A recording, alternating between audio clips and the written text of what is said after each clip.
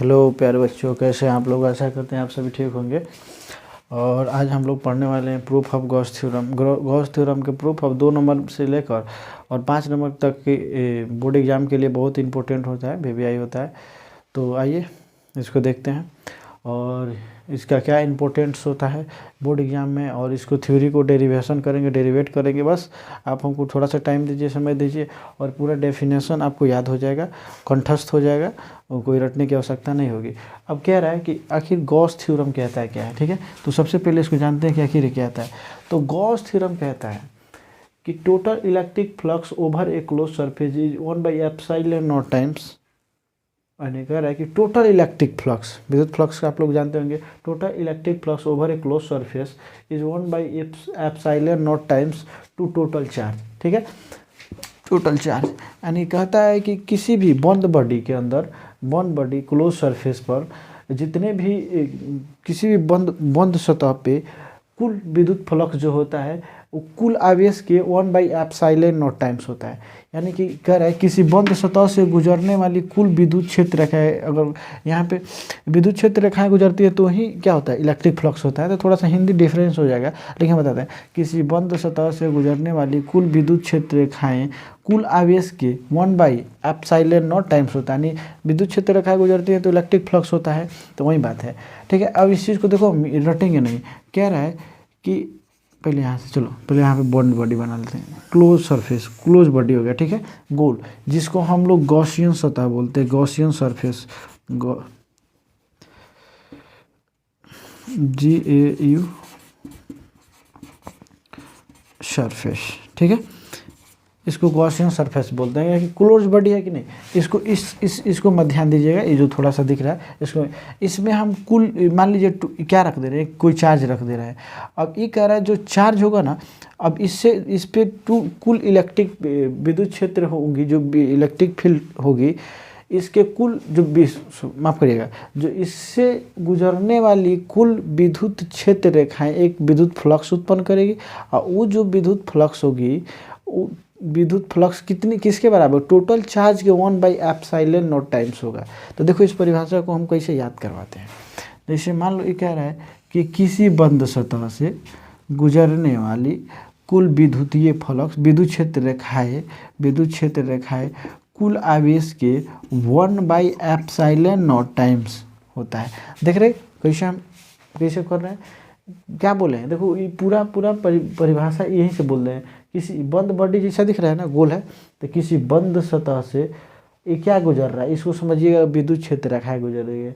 किसी बंद सतह से गुजरने वाली कुल विद्युत क्षेत्र रेखाएं क्या गुजर है, किसी बंद सतह से गुजरने वाली विद्युत क्षेत्र रेखाएं कुल आवेश के, क्यू मतलब चार्ज, आवेश के कितना गुना होता है, 1/एप्सिलॉन गुना होता है। यही बात लिख दे, किसी बंद सतह से गुजरने वाली विद्युत क्षेत्र रेखाएं आवेश के, कुल आवेश के 1/एप्सिलॉन टाइम्स होता है। तो इसी चीज़ को हमको क्या करना था, प्रूफ करना था, ठीक है। तो इस चीज़ को हम ऐसे लिखते हैं, QE बराबर Q/एप्सिलॉन टाइम्स हो जाता है, ठीक है।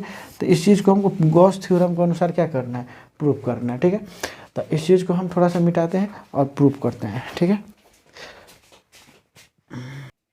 तो चलो इस चीज़ को हम प्रूफ करते हैं, ठीक है। तो एक, अरे यार थोड़ा सा,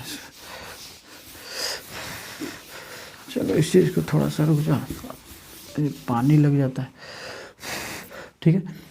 इस चीज़ को प्रूव करते हैं। यहाँ पे मान लीजिए हम एक क्यू चार्ज रख लिए, एक बंद सतह ले लेते हैं, ठीक है। यहाँ से क्लोज बॉडी ले लेते हैं, ये थोड़ा सा, चलिए तो इस चीज़ को देखते हैं, ठीक है। तो ये एक क्या है, मेरा गॉसियन बॉडी है, गॉसियन सरफेस है, ये जी बॉडी है, GAU मेरा क्या है, गॉसियन बॉडी है या सरफेस है बोल सकते हैं, ठीक है। अब यहाँ से मान लीजिए इसके अंदर हमने क्यू चार्ज रख दिया, क्या, क्यू चार्ज रख दिया। तो आपको पता होता है ना कि क्यू चार्ज के वजह से, पॉजिटिव चार्ज की वजह से इलेक्ट्रिक फील्ड लाइन इधर क्या दिशा किधर होता है, बाहर की तरफ होता है। और वहीं माइनस चार्ज की वजह से इलेक्ट्रिक फील्ड की दिशा किधर की ओर होता है, उसी के डायरेक्शन की ओर होता है, इनवर्ड, यानी कि अंदर की ओर होता है, ठीक है। तो आप ये बात आप लोग को मालूम होगा। तो चलो इस चीज़ को हम इसी चीज़ का फ़ायदा उठा के यहाँ पे एक एक थोड़ा सा कॉन्सेप्ट निकलता है यहाँ से और इस चीज़ को देखते हैं। देखो हम यहाँ पे क्या देखें, आपको पता है एरिया भी एक वेक्टर रहता है, तो हमने क्या किया, किसी भी यहाँ से बहुत चारों दिशाओं में पॉजिटिव चार्ज है, तो क्या है पूरे दिशाओं में क्या निकल रहे होंगे, इलेक्ट्रिक फील्ड लाइन्स हो रहे होंगे, निकल रहे होंगे बाहर की तरफ। तो हमने टोटल ना लेके क्या लिया, एक छोटा सा एक पार्ट ले लिया, छोटा सा पार्ट को क्या कर लिया, ले लिया, जिसको डी ए मान लिया। क्या उस पार्ट को क्या नाम दे दिए, एरिया ले लिया छोटा सा, उस एरिया को क्या कर लिया, डी ए ले लिए। और इलेक्ट्रिक फील्ड लाइन जो निकल रहा है इधर की तरफ, यानी एरिया का डायरेक्शन आपको पता है सतह के परपेंडिकुलर होता है और सतहीय क्षेत्रफल का, और ये क्या है इलेक्ट्रिक फील्ड्स, इसका भी डायरेक्शन इधर की हो, यानी कि दोनों का डायरेक्शन एक ही दिशा में, थीटा कितना हो गया 0 डिग्री। ठीक है, तो इतना ही चीज़ याद रखिएगा, कंसेप्ट मालूम चल जाएगा।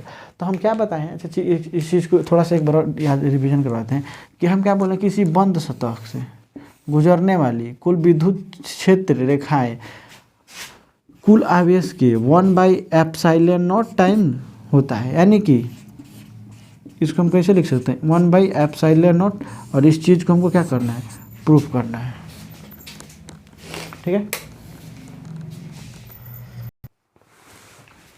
तो यहाँ से जैसा कि हमको मालूम है, पहले से मालूम है, वी नो डैट, हम क्या जानते हैं कि मेरा इलेक्ट्रिक फ्लक्स का फॉर्मूला क्या होता है, ई ए कॉस थीटा। ठीक है, और थीटा क्या है, इन दोनों के ई और ई वेक्टर और ए वेक्टर के बीच का क्या है, एंगल है। ठीक है, तो थीटा यहाँ पे कितना 0 डिग्री है, तो कॉस थीटा का वैल्यू यहाँ पे एंगल कितना हो जाएगा, 0 हो जाएगा, कॉस 0 डिग्री। और कॉस 0 कितना होता है, 1 होता है, यानी कि अभी चलते चलिए कॉस 0 1 होता है, इसको हम ऐसे ही छोड़ दिए। ठीक है, अब जब कॉस 0 इतना 1 होता है, तो एक काम करते हैं, हम यहाँ पे एक काम कर सकते थे कि यहाँ पे इंटीग्रल कर लेते हैं। ठीक है, इंटीग्रेशन कर लेते हैं। अगर छोटे से पार्ट के वजह से, आपको पता है डिफरेंशिएशन छोटा सा वैल्यू देता है, इंटीग्रेशन जस्ट उसी के अपोजिट होता है। जब डिफरेंशिएशन छोटा चीज़ का मान निकालना है तो इंटीग्रेशन पूरा का मान निकालेगा। तो वही डिफरेंशिएशन, यानी डिफरेंशिएशन करते हैं छोटा छोटा, और हमको क्या करना है, पूरे सतह पे ना निकालना है।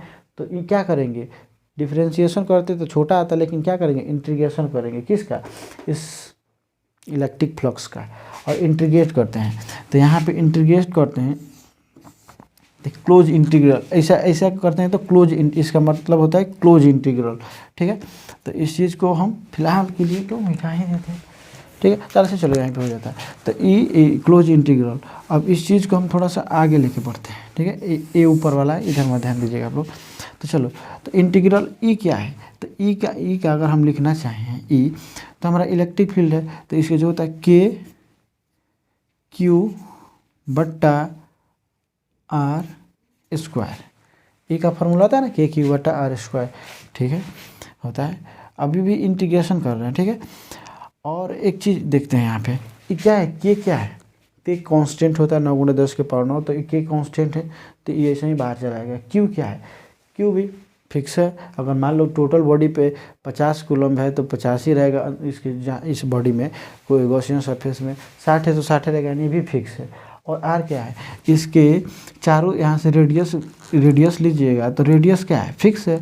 यहाँ पर भी रेडियस आर ही होगा, यहाँ पर भी रेडियस आर ही होगा, यहाँ पर भी रेडियस आर ही होगा, सेंटर से नापिएगा। तो यानी कि जो भी क्या होता है इंटीग्रेशन में जो भी कांस्टेंट राशि होती है उनको क्या कर दिया जाता है, बाहर निकाल दिया जाता है। आपका बच क्या गया, एरिया। ठीक है, और एरिया बच गया, यानी कि close integral of D A, यही ना लिखते हैं आप, क्योंकि आप छोटा सा ना एरिया लिया यहाँ पे।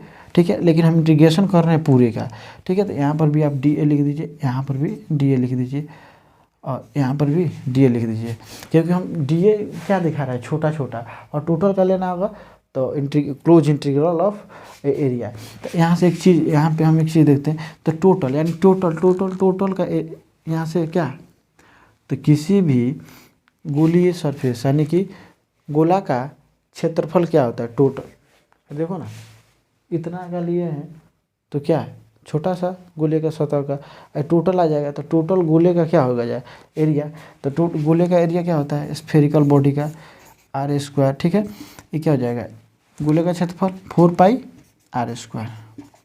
ठीक है, अब ये क्या हो गया भाई,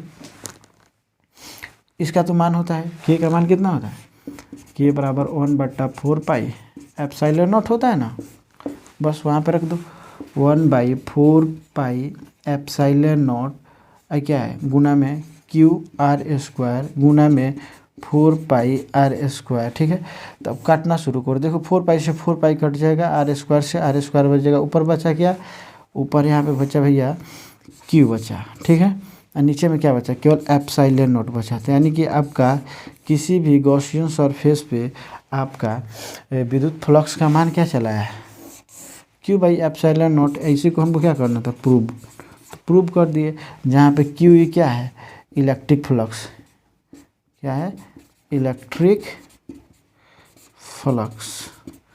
और ये आपका क्या है, Q क्या है, चार्ज है। चार्ज मतलब जी आवेश। ठीक है, और यहाँ पे एप्सिलॉन का वैल्यू क्या होता है, एप्सिलॉन नॉट का 8.85 × 10⁻⁻12 coulomb square newton metre,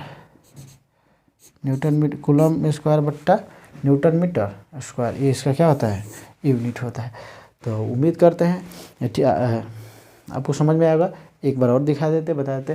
proof of Gauss theorem. Gauss theorem कहता है total electric flux over a close surface is 1/एप्सिलॉन नॉट टाइम्स टोटल चार्ज। कुल आवेश के कितना गुना हो जाता है, तो वही चीज़ यहाँ पे लिखे, कुल आवेश के 1/एप्सिलॉन नॉट टाइम्स हो जाता है। इस चीज़ को हमको क्या करना था, गॉस के थ्योरम से प्रूव करना था। तो वही बोले थे कि यहीं से आप याद कर लीजिए, किसी बंद सतह से गुजरने वाले विद्युत क्षेत्र रेखा है कुल आवेश के 1/एप्सिलॉन नॉट हो जाता है। कि किसी बंद सतह से गुजरने वाले कुल विद्युत क्षेत्र कुल आवेश के 1/एप्सिलॉन हो जाता है। और यही से हम क्या कर लिए, बॉडी ले लिए थे जिसमें चार्ज क्यों था, तो इसकी तरफ बाहर की तरफ था।